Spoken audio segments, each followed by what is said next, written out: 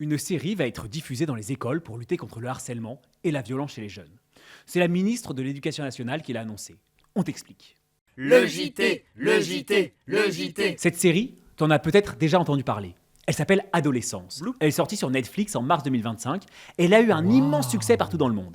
66 millions de vues en 15 jours. C'est tout simplement un record. À travers son personnage principal, un adolescent de 13 ans accusé du meurtre d'une de ses camarades de classe, la série traite de l'influence de la culture masculiniste chez les jeunes garçons et de l'impact des réseaux sociaux. Mais en fait, c'est quoi le masculinisme ? D'après le dictionnaire, le masculinisme est un ensemble de revendications cherchant à promouvoir les droits des hommes et leurs intérêts dans la société au détriment de ceux des femmes. En gros, certaines personnes sont pour que les hommes restent privilégiés par rapport aux femmes, alors même que c'est interdit par la loi française.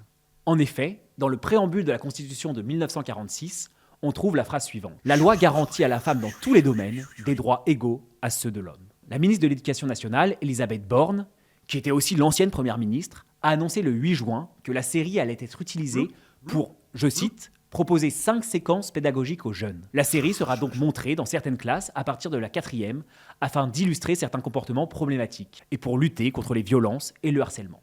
Une telle mesure avait déjà été prise au Royaume-Uni lors de la sortie de la série. Selon une étude, en 2024, 23% des jeunes entre 8 et 18 ans ont été confrontés au moins une fois à du cyberharcèlement. Et ce, dès l'école primaire, où 20% des élèves disent y avoir été confrontés. On parle de cyberharcèlement quand le harcèlement est pratiqué sur Internet, notamment sur les réseaux sociaux. Or, le harcèlement a un impact immense sur la santé mentale des jeunes.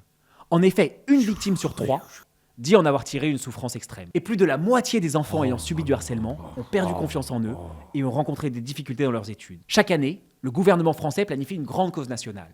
Et cette année, c'est justement la santé mentale qui a été désignée.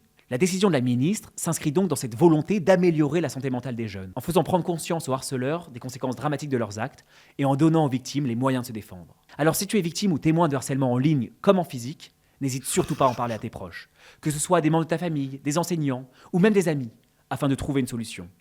Sur ce, je vous laisse et à la semaine prochaine. Allez, on s'abonne.